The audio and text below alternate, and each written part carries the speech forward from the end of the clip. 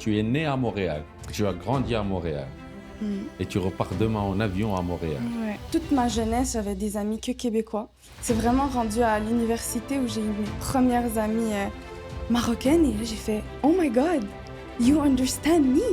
Moi, je pense parce qu'on se sent quand même bien au Canada. Moi, ma façon de les accueillir, c'est j'aime ça faire des tagines, j'aime ça faire de bredette et je leur fais les trucs. D'une façon, on répand notre culture de cette façon. Et au niveau de quand tu dépenses ton argent, les gens ils voient le dollar, ils ne voient pas la Des marocaine. fois, tu vois un truc, puis t'es comme « ça n'a aucun sens ». Même chez nous, ça coûte pas ce prix-là.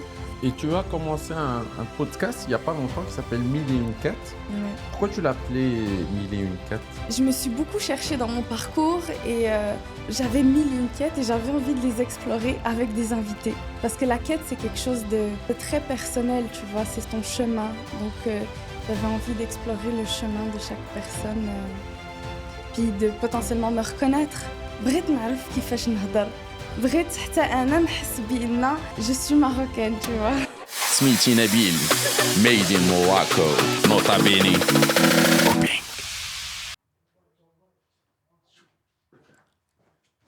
Yeah, yeah.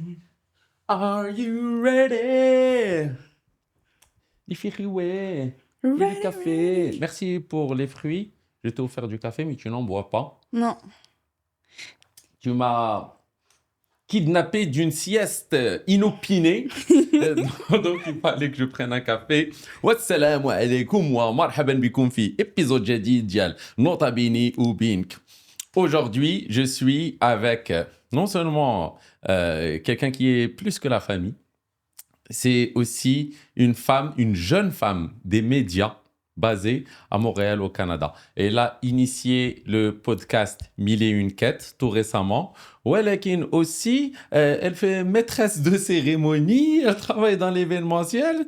C'est comme une mini-moi, mais en mieux et en plus mignonne.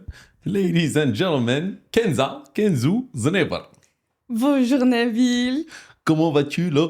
Comment vas-tu là? Non, c'est pas comme ça qu'on parle. arrête. Arrête. Ça va très bien. Là, je vais te sortir mon accent parce que tu vois, il faut que je m'habitue. Demain, je retourne à Montréal. Ah, Donc, il faut que je reprenne mon français. c'est génial. ولكن واش تقديتي شوية العربية معاك بعدا قبل ما تعاودي ترجعي؟ صراحة, je suis très fière. حيت دابا جيت, ça fait 1 mois et demi. وبشوية بشوية تسرحات لي الدارجة. Yeah. Donc, ouais, je suis vraiment très très heureuse. C'est quoi la dernière fois اللي جيتي للمغرب؟ كنتي جيتي العام الفايت 2022. 2022. الوقت كيدوز. الحمد لله. Ouais. Ouais. Et avant 2022 وقتاش آخر مرة جيتي للمغرب؟ 2019. 2019 donc 3 عام ما دخلت المغرب منين جيتي 3 سنين. دونك سميتو واش تيوقع لكم هادشي شويه moi je connais beaucoup انا لا diaspora marocaine انايا با سيدي الحاج الله يرحمه مشى هاجر لفرنسا كنت انا باقي كاع ما تزاديت وماما بوحدها اللي عايشه في المغرب و تو مي كوزان اونتر كيمي تيقولوا زماكريه تو فوا بور ما سي دي ماروكان دو فرانس واش عندكم نتوما هاد لا نوسيون تاع الزماكريه بيناتكم في كندا المغاربه كندا زعما حنا زماكريه genre on est mais des immigrés d'ici ou des immigrés de là-bas. je sais pas comment vous vous situez vous نتوما Mais et c'est vraiment une bonne question. Mais moi, je me sens vraiment les deux. Genre autant maroco-canadienne. Alors là-bas, j'ai l'impression qu'on a ces questions-là de se chercher un petit peu, surtout à mon âge, de dire est-ce que je suis plus marocaine ou est-ce que je suis plus canadienne? On n'est ni l'un complètement, ni l'autre complètement. Ah, tu penses? Ouais. Ouais, genre là-bas, autant, genre je me sens, genre toute ma jeunesse, j'avais des amis que québécois. C'est vraiment rendu à l'université où j'ai eu mes premières amies marocaines et là j'ai fait, shout out à Nour, j'étais comme, oh my God, you understand me. Ah. Comme tu comprends ma réalité d'une certaine façon. Parce qu'à la maison, c'était quand même très marocain et à l'extérieur, c'était quand même cosmopolite, là, Montréal. Donc, mais c'est ça, c'était plus québécois, le système québécois. Donc je sais pas, j'ai jamais eu ces questionnements-là. Je me suis jamais sentie étrangère que quand je suis arrivée vraiment à l'université où je me suis j'ai commencé à me poser des questions sur je suis qui, genre c'est quoi qui me définit, comme ouais, trouver ma couleur, qu'est-ce qui me définit. Donc c'est vraiment là où je me suis posé la question. Mais avant ça, Mais في الدار, vous parlez بيناتكم بالعربية avec tes parents, ton enfance, etc. Toi, tu es né à Montréal. mhm, Tu as grandi à Montréal. mhm. Et tu repars demain en avion à Montréal. Ouais. Là, c'est dommage. Kenza, elle repart demain. ولو عندها نهار واحد supplémentaire, je sais exactement فين كنت غادي نعرض عليها. Sponsor ديال l'épisode اليوم هو The Ranch. شنو هو The Ranch? Il ما déjà في راسكم. C'est une ferme pédagogique à 45 minutes de Marrakech اللي فيها الخيال العلمي ديال les animaux, des volières d'oiseaux, taos, les autruches avec des possibilités de faire des balades à dos de cheval ou en VTT. Niveau Xus, ils ont un super restaurant avec la plupart des ingrédients sourcés directement من الفirma. Et pour ceux qui veulent y passer la nuit, il y a non seulement leur hôtel, mais aussi des écodomes. داكشي top ديال le confort. كتباتوا نتوما دايرين بكم دوك الحيوانات. Le ciel étoilé. والصباح ما كاين غير تيو ديال الفراخ والطبيعة. والله tablan idéal pour une sortie d'une journée ou un séjour de plusieurs jours entre amis ou en famille. www.theranch.ema. Ou Kenza, lors de tes prochaines vacances, t'origine في The Ranch على حسابي. YouTube. Ouais, je m'identifie bien à Montréal parce que Montréal, c'est très diversifié. Du coup, on sent pas qu'on est... En fait, il y a des gens de partout dans le monde. Vraiment, c'est tellement diversifié que tu te sens pas nécessairement étrangère, genre. Et il n'y a pas dit que la notion d'abord les Arabes de France, tu vois. C'est le gros truc là en France. Hein. D'abord, tu peux être né en France, grandi en France, 3 générations d'ailleurs France, et on va quand même te dire l'arabe de France, et c'est un peu soit péjoratif, soit c'est communautaire, mais le dark side du communautarisme. Est-ce qu'il y a la notion des Arabes du Canada, genre? Ben, Est-ce que tu le ressens toi? Ben, tu vois, c'est ça. Forcément, il y a des gens qui vont le ressentir. Mais moi, perso, j'ai jamais eu genre, je me suis jamais sentie racisée ou mis dans une case et bloquée dans des opportunités parce que j'étais pas 100% québécoise pure laine, comme on dit. Ouais.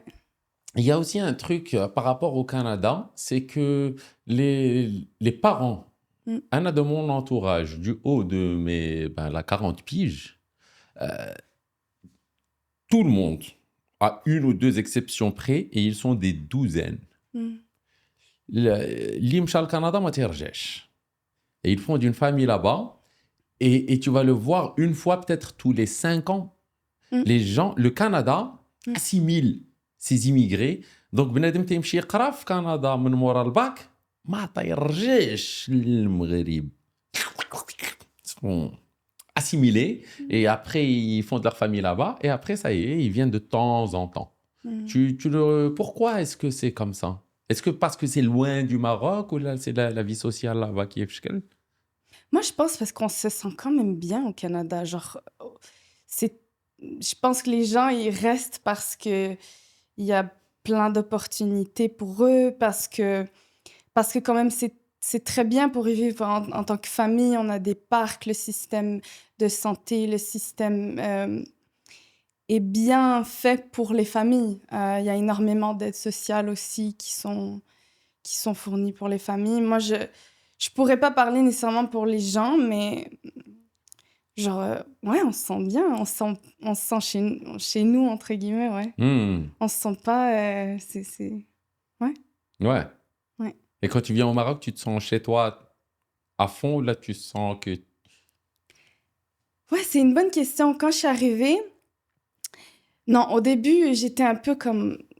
T'arrives et tu dois t'habituer au langage, tu vois, à lire un petit peu les normes sociales, genre les codes sociaux des gens. Tu sais, ça m'a pris un peu du temps pour comme... comment dire? Comment parler aux gens, comment me faire comprendre. Parce que même si je parle Darija, même si je comprends Darija, il y a plein de non-verbal Mhm. chez les Marocains qu'au début, j'étais comme, est-ce que ça veut dire ça ou ça veut dire ça? Donc, non, je veux dire, je me sentais pas d'ici, mais je me sens quand même, je me sens chez moi. Genre, je vais chez ma grand-mère, euh, je, je me sens super bien et genre, ouais, je me sens chez moi Mhm. quand même. Genre, vu que je suis venue plusieurs fois quand même, ouais. Et tu sens que le mujtama t'accepte dans la rue, d'abord pas en famille, on t'accepte comme une Marocaine pleinement. Mais pourquoi je te pose cette question? Parce que nous, à chaque fois que je vais faire un épisode, فين تنخلط هكا الدارجة والفرنسي وداك الشيء تقول لك واه انتوما مغاربة بيناتكم هضروا بالدارجة. Ouais. علاش؟ ودابا ce qui se passe, je pense, c'est que on confond identité et culture. Mm. On peut être pluriculturel, mais on devrait n'avoir qu'une seule identité. Mm. Est-ce que tu vois où est-ce que je veux en venir? Euh, Ce sentiment d'être marocain, euh, moi, comment je l'ai ressenti? D'abord, ماشي حيت, c'est vraiment quand tu regardes comment je cuisine, qu'est-ce que je cuisine, comment je m'habille, comment je me comporte, comment cette chaleur humaine, ce contact social. Moi, c'est à ça que j'attribue ma marocanité, tu vois. Euh, et c'est comme mes cheveux frisés, tu vois, je sais pas, c'est euh, ouais, mon côté super social. Moi, je vois les Marocains comme des êtres hyper accueillants, sociaux, tu vois, par rapport, par exemple, aux Québécois où ils sont un peu plus, on va dire, froids, mais si ils t'acceptent, genre, s'ils te font rentrer dans leur cercle, c'est comme, tu vois, t'es des leurs, mais pour arriver là, ça demande un peu plus de temps, alors que je trouve que les Marocains, on est très accueillants, on est très people person, genre on est comme... Alors moi, c'est de ça c'est dans ça que je me sens très marocaine. Et, et ouais, et il y a, en tant que Marocaine, on aime beaucoup on aime notre pays, on aime, c'est nos racines, c'est la religion aussi, c'est comment on a été éduqués, ouais, c'est ça. Et donc, et à la maison, qu'est-ce que tu as appris le premier? L'Arabia ou le Françaouia ou l'Anglisia ou Français. le Ouais, français d'abord? le français, si je me trompe pas, ouais. Mhm. Et après? بابا وماما كانوا كيهضروا معايا بالدارجة Hmm. ولكن أنا ما كنتش كنجاوب Hmm. at first genre حتى وصلت ل 14 ans et je me souviens دابا كان واحد un ami de la famille كان قال لي زعما ما كتهضرش بالدارجة et tout et là j'ai fait non et il y a quelque chose en moi qui a fait comme non mais بغيت نعرف كيفاش نهضر بغيت حتى أنا نحس بأن je suis marocaine, tu vois, d'une certaine façon. Et donc, من مشيت للمغرب, j'étais partie donc cette année-là, où j'avais toute ma famille là, ما كيهضروش بالفرنسي. Donc, بديت حاولت بشوية بشوية. Et je me souviens, les premiers mots que je disais tout le temps, c'est « Oh, ماشي مشكل, كلشي مزيان. Donc, genre mes tantes et tout ça, ils m'ont étiqueté ماشي مشكل. J'étais la petite fille ماشي مشكل. وبشوية بشوية حتى تسرحت ليا. Et puis, c'est ça, parce que صراحة في كندا ما عنديش بزاف beaucoup d'occasions باش نهضر بالدارجة.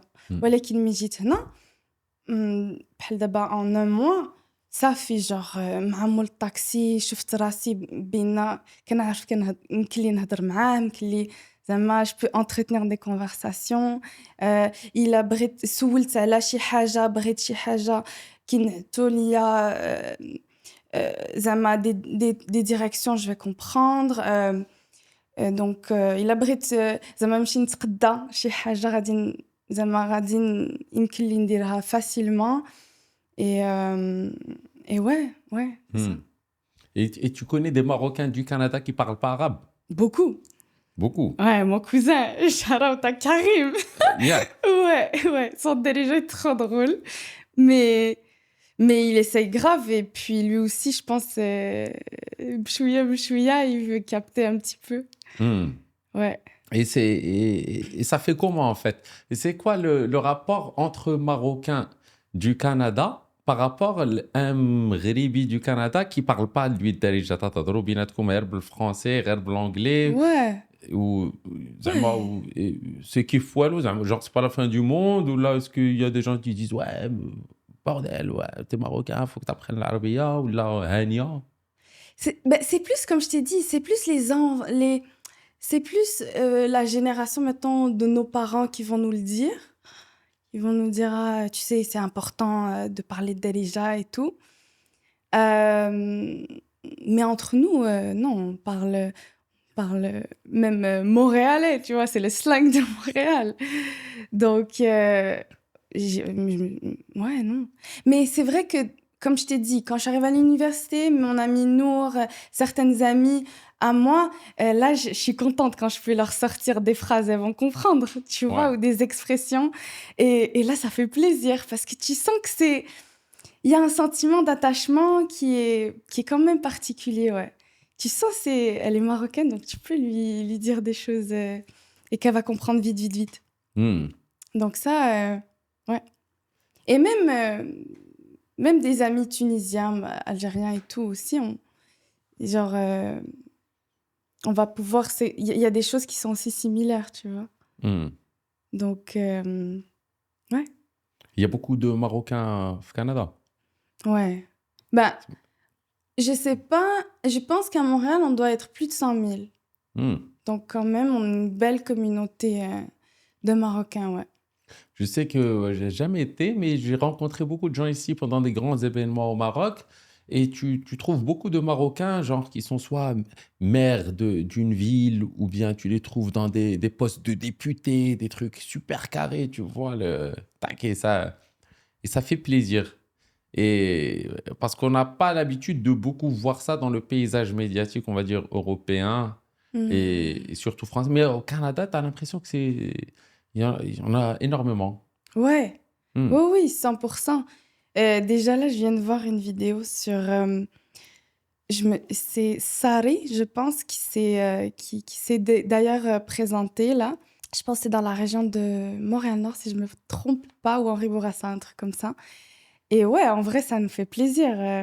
Ça nous fait plaisir de voir des Marocains briller.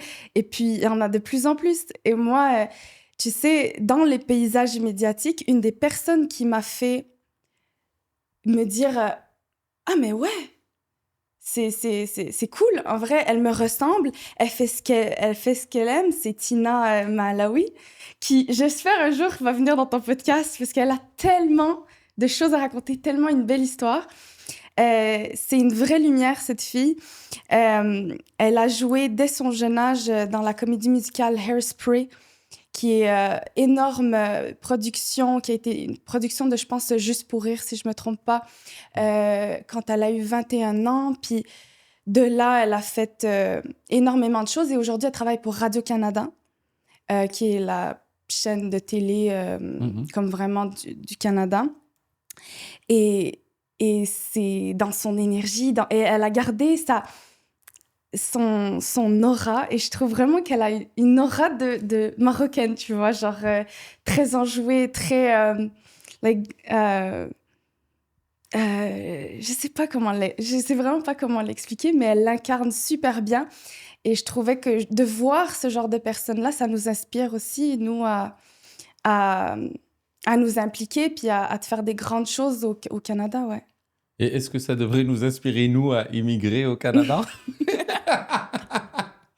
Moi, je pense que chacun est comment il se sent. Tu vois, genre, peu importe où est-ce que tu vas vivre, il faut vraiment juste voir, est-ce que tu sens que tu es bien là où tu es, tu vois.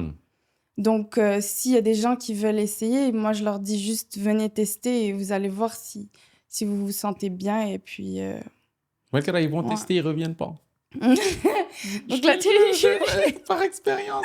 Mais ils font briller le Maroc ailleurs aussi. C'est bien, hein? C'est une belle façon de faire briller le Maroc, oui. Hmm. Parce que d'une certaine façon, tu vois, moi, au travers de mon accueil, quand j'ai des amis qui viennent à la maison, par exemple, qui viennent de partout, de partout, bah, moi, ma façon de les accueillir, c'est, j'aime ça faire des tagines, j'aime ça faire de bread et je leur fais les trucs. Et donc, d'une façon, on répand notre culture de cette façon-là. Et moi, je suis contente de recevoir comme ça parce que c'est comme si je faisais un peu, d'une certaine façon, ce que ma mère elle faisait. Donc pour moi, je sais pas, c'est important. Hmm. Et puis les gens le sentent. Même dans mes anniversaires, c'était le gros couscous. Et donc, toutes mes amies québécois étaient comme « Waouh, c'est trop bon !» Et donc, ouais, c'est ça. Tu les Hmm. fais découvrir. Parce est-ce que tu ressens que ces dernières années, il y a une vague de Marocains d'Europe qui veulent tous revenir s'installer au Maroc? 100%. C'est mitigé entre, ouais, c'est un petit peu la merde où il n'y a plus rien à faire, il n'y a plus d'opportunités en Europe, opportunités entrepreneuriales, ou il y a des opportunités, surtout pour les jeunes entrepreneurs, ترشي business اللي يبات. Ou le Maghreb, il y a tout à faire. Ils commencent à voir le Maroc d'abord comme un Eldorado. Ils ont compris, ils ont dit, oh shit, en fait, on n'a pas compris à quel moment ça s'est fait, mais le Maroc, il est en mode... Et ils veulent tous trouver des business, rentrer ici. Bon, le Airbnb, c'est pas encore régulé, mais beaucoup qui avaient acheté des biens pour mettre de l'argent de côté ici, ils rentabilisent sur Airbnb. Des gens qui vont ouvrir des snacks, des restos, tu vois. Donc, est-ce que les Marocains du Canada, ils sentent aussi qu'il y a un Eldorado ici, ça se discute ou là? Ouais, oui, 100%. Bah, j'en ai entendu.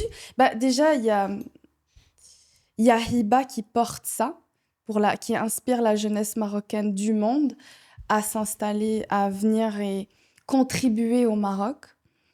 Mais je pense qu'il y a aussi, à cause de l'engouement de la Coupe du Monde qui arrive, donc ces opportunités-là font rêver aussi.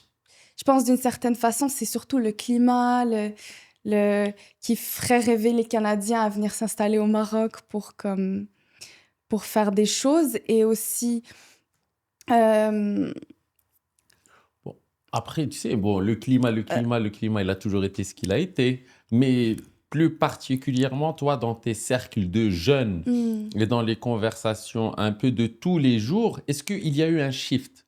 Parce que oui, l'avènement de la Coupe du Monde, c'est cool. C'est une conjoncture bien précise, bien déterminée. C'est tout nouveau, ça vient de s'activer.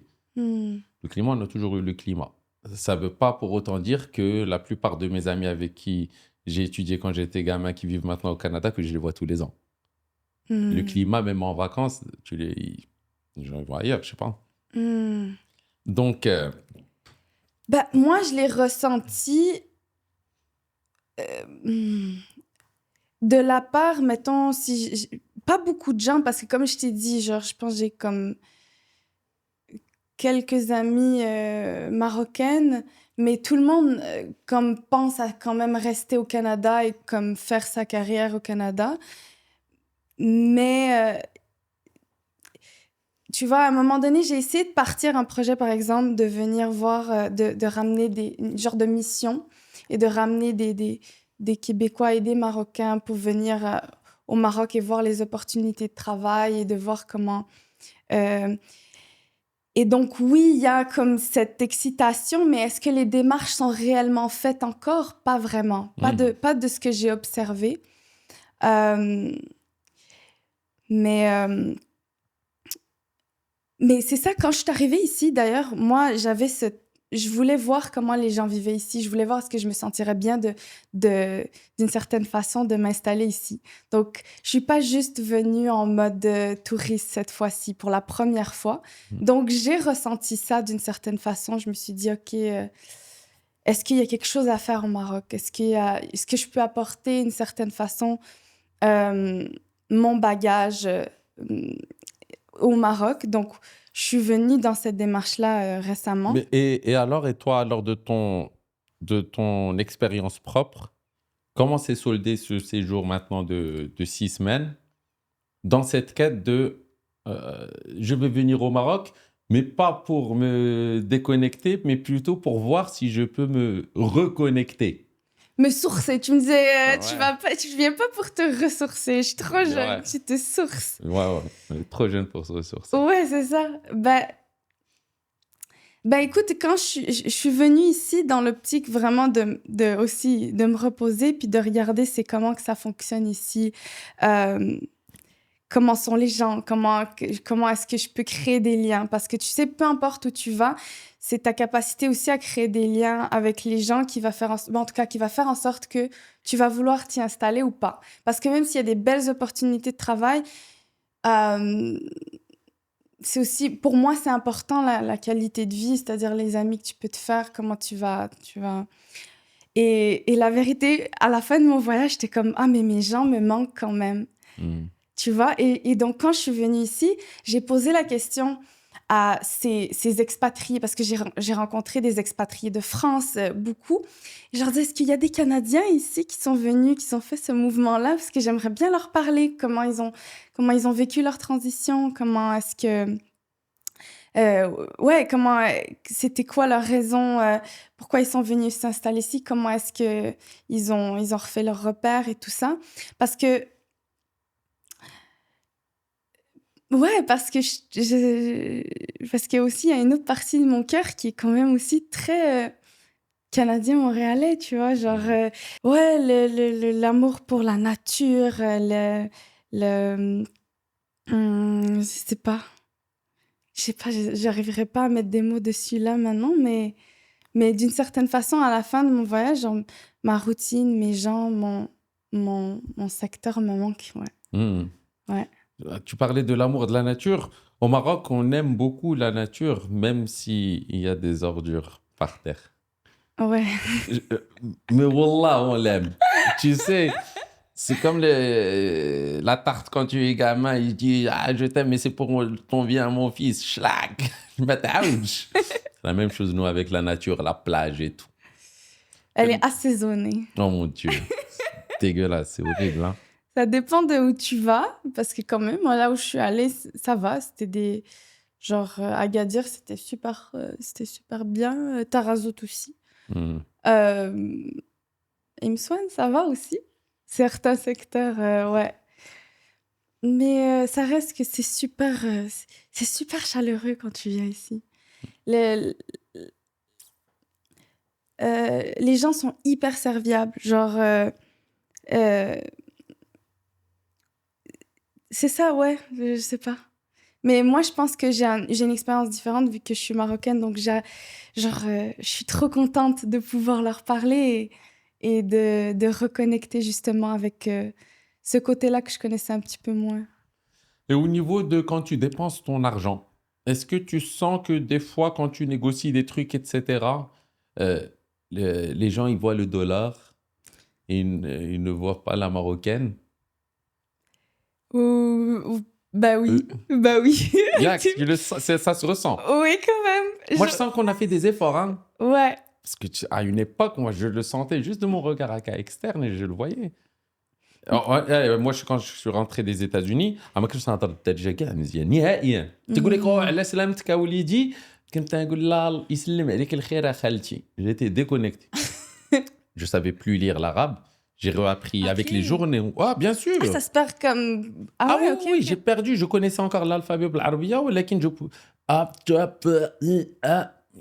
tu vois, Ouais, mais tac, en un an, j'ai tout récupéré. Tu vois, ouais, d'abord, dans mon journal, je fais les mots fléchés, les tout ça. ouais. Donc, mais quand j'avais le petit accent, tu vois, je me faisais plumer, charmer, mais ça me dérangeait pas. Parce que encore, c'était des dollars que j'avais gagnés en dollars. Ouais, c'est À un ça, moment, exact. quand tu gagnes en dirham, tu dis, oh shit, fuck. Ouais, it's too expensive. Mais pour nous, c'est comme, ah, bah, c'est 10 dollars, ok. Hmm. Et puis en vrai, tu te dis, d'une certaine façon, c'est leur gagne-pain, tu vois. Donc si toi, tu es en mesure de le donner, bah vas-y. Mais oui, des fois, en fait, le problème, c'est plus le rapport qualité-prix. Des fois, tu vois un truc, puis t'es comme, mais non, ça n'a aucun sens. Même chez nous, ça coûte pas ce prix-là. Genre, Halash. bah, par exemple, je pense que À Agadir, j'ai dû acheter des bonbons à 45 dirhams. Et puis, moi, j'ai pas tilté au début. Et j'ai fait comme... Et quand j'ai donné l'argent, puis j'ai fait le calcul. J'ai fait, non, ça fait aucun sens. Ça fait aucun sens. Et là, j'ai fait, ah ouais, il m'a berné. Ah. Et puis, et sinon, moi, vraiment un bon exemple, c'est Jemaa el-Fna. J'étais avec mon amie Maya. Je l'ai amenée ici pour qu'elle visite le Maroc un petit peu.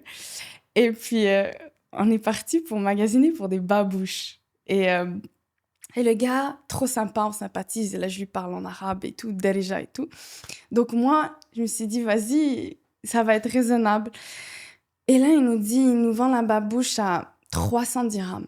Et là, il me dit, mais en vrai, je te fais un prix, je te le fais 280. Là, je le regarde, je suis comme, non, non, ça fait aucun sens. Mais je savais pas le prix encore. Ça dépend de la babouche. Non, t'as non, des c'était, babouches à tu sais, les 50, babouches. Oui, c'est la babouche à 50 dirhams. Ah, ok. Ah, tu D'accord, vois, d'accord, il voulait me la d'accord, vendre 300. Parce que là, je vois la qualité, je dis non, c'est les petites babouches de Dialdar, c'est pas la babouche du vrai cuir, tu vois. Et donc là, je lui dis ok, je lui dis 100 dirhams, je la prends pas en bas de 100 dirhams. Et bref, comme ça, on négocie. Et après, je suis comme, tu sais quoi, vas-y, genre, merci, là, tu vois. Et donc, je marche, je vais au magasin juste à côté.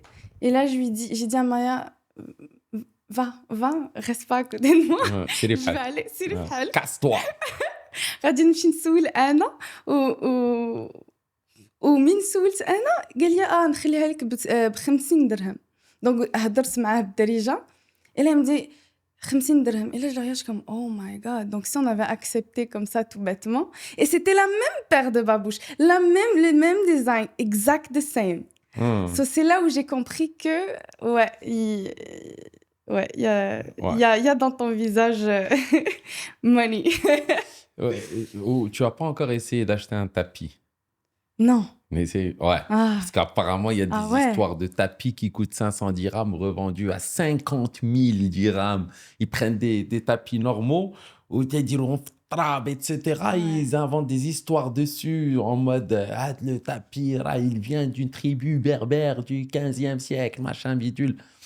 Et il y a eu des histoires comme ça. Je ne dis pas que c'est monnaie courante, mais anecdotiquement, les guides, les gens du tourisme, les conversations de trucs, il y a eu des trucs de ce genre. Ouais. C'est rigolo. Ouais. C'est rigolo, ouais. Mais c'est un work in progress. Moi, je sens vraiment qu'il y a de l'évolution positive, mais que ça va être un effort générationnel. C'est pas genre la Coupe du Monde qui va tout régler ou là, mais qu'on avance petit à petit et que c'est peut-être nos enfants qui vont apprendre un nouveau truc et tac. Tu vois, parce que la plupart des gens, il y a encore la génération analogue. Moi, je suis arrivé à la fin. Tu as des gens qui ont grandi dans les années 70, 80. Là, c'est dur de se déconstruire pour reconstruire alors que tu as le bagage de 40, 50 ans d'une manière que toi, tu as vu tes parents faire du business, le tourisme, comment il a évolué, l'avènement de Internet. Ensuite, les TripAdvisor, les commentaires. Il faut soigner son image, son machin, son truc. Ouais, parce que là, ça fait parler les gens. Moi, j'avais des gens qui étaient venus, je pense, de Londres. Et ils m'ont dit, c'était surtout par rapport au taxi. Genre des courses qui étaient l'équivalent de... Je pense que c'était des petits déplacements à 300 dirhams, tu vois. Donc, eux-mêmes, ils l'ont remarqué. Donc,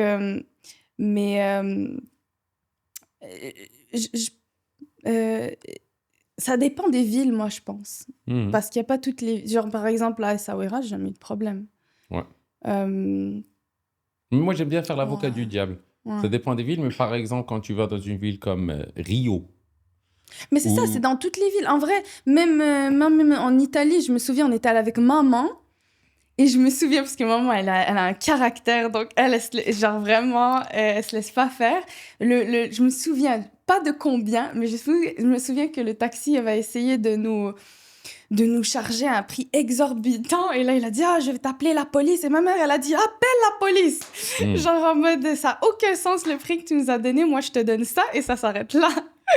Donc, je pense que c'est dans l'industrie du tourisme, Je veux dire, je pense pas que c'est juste propre au Maroc, mais... Même la Thaïlande qui est un modèle est le pays le plus visité par les touristes, il me semble, sur la France. Mais bref, ils accueillent des dizaines de millions de touristes par an. Mm. Et tu prends un tuk-tuk ou dans un truc genre Phuket ou dans les grandes villes thaïlandaises, il va t'arrêter ça dans un bazar. Tu n'as pas le choix. Ah Parce que toi, quand tu vas ouais. négocier, il va te dire, OK, tu me payes tant. Tu lui dis, OK. Et quand tu vas s'arrêter, il s'arrête dans un magasin et les gens du magasin, ils t'attendent, hey, you wanna buy un souvenir? Ah. Tu dis, non, juste on part. Tu dis, oh, we go. Girl, like, no, but I told you this price. Donc, tu es obligé de t'arrêter aux différents magasins, sinon je t'aurais dit plus cher la course. Et il t'arrête ça dans des shops. Ah ouais, Mm. ok. Moi, Ouais. j'ai une anecdote à Rio, je ne l'oublierai jamais. C'était pendant la Coupe du Monde et tout le monde faisait la fête et tout. Et alors, c'était génial. À un moment, ça y est, moi, je voulais juste rentrer. Mais comme j'avais mon téléphone, je savais exactement où est-ce que j'allais. Et moi, je lui dis, please go, tatat. La route, c'était route Znera Ponce de Leon. Mm. Et c'était derrière le Sofitel. Et j'avais le PIN. Moi, j'ai dit Ponce de Leon. Je n'ai même pas eu à montrer le téléphone. Oh, OK, Ponce de Leon. Il part. Et moi, j'ai gardé le PIN de Google Maps. Sauf que moi, je vois notre point, il est en train de contourner, en fait, le truc. Je lui dis, mais Donc- qu'est-ce qu'il faut, le gars? Ensuite, on est supposé tourner à droite, il va aller tout droit. En fait, il a fait comme un S comme Ah, ça. pour pouvoir Et il m'a allonger le truc. trajet. Et moi, je vois, je me dis, écoute, mec, c'est la Coupe du Monde et tout, on y fait la fête et tout. Et toi, si t'as une tête de pigeon, tu vois, ça y est. Je devais en plus être déguisé, je faisais la bille au Brésil et tout, je devais avoir de la peinture sur le visage. C'est sûr. En mode folklorique et tout. Ah, j'ai laissé faire. Ouais. Ah. Donc, pigeonner, bratare. Ouais, c'est ça, mais vraiment, surtout au début, surtout si tu viens pour une semaine, tu vas te faire pigeonner, mais tu vas pas à chaque fois... Tu vas le payer et tu vas juste assumer que, ok, c'est bon, c'est ce prix-là, mais même si c'est... Parce que tu te dis, là, en fait, c'est ça, il joue sur le fait que tu te dis, ah, je voyage pas tous les jours. Non, mais aussi, bon, après, la ville au Brésil, on était max. On avait un appart entre Ipanema et Copacabana et tout. Donc, en fait, tu dis cette adresse, le taxi dépose, il pense que tu es archi blindé jusqu'aux as et ouais. tout. Ah, c'est un truc trop stratégique. Moi, j'étais trop content juste de ne pas avoir à payer l'appart, tu vois. C'était Ouais. génial. C'était la prod qui a tout payé, etc. C'était super. Et tu as commencé un podcast il n'y a pas longtemps qui s'appelle 1001 quêtes. Ouais. Pourquoi tu l'appelais 1001 quêtes? Parce que j'avais... dans ma vie, comme tu l'as mentionné au tout début, j'aime plein de choses. C'est dur pour moi de choisir. Tu vois, même dans mon parcours, j'ai commencé en ergothérapie. Ensuite, j'ai pas trop aimé le domaine de la santé. Je suis allée en génie. Et du génie, j'avais parti des podcasts, j'avais animé des galas, j'avais fait j'avais fait des reportages, animé beaucoup. Puis là, j'ai dit, oh, mais c'est ça, en fait, que j'aime faire. C'est plus ça que j'aime faire que les études en eux-mêmes. Donc, j'ai changé pour animation culturelle. Et donc, je me suis beaucoup cherchée dans mon parcours. Et donc, j'avais 1001 quêtes et j'avais envie de les explorer avec des invités. Et d'explorer différents métiers au travers de mettre en lumière différents métiers, différentes personnalités, parcours atypiques, pour montrer que c'est chacun son parcours et pour inspirer d'autres personnes à aller dans ces directions-là, tu vois. Et parce que, en tant que personne un peu profonde, je trouve... parce que la quête, c'est quelque chose de... C'est quelque chose de très personnel, tu vois, c'est ton chemin. Donc, j'avais envie d'explorer le chemin de chaque personne, puis de potentiellement me reconnaître. Et c'est ça. Ça, c'est génial. Donc, si je devais être dans ton podcast, quelles questions me poserais-tu? Alors, déjà, la première des questions que je fais à tous mes invités, c'est vraiment de leur laisser l'opportunité de se présenter de la façon dont ils le souhaitent. Ok. Ben écoute, parce que là, tac, moi, j'ai fini toutes les questions que j'avais à te poser. Donc, on peut inverser les rôles. Et voilà, tu peux faire ton intro dans cette caméra, tu la regardes et voilà, et c'est parti. Deuxième mi-temps de tac tac.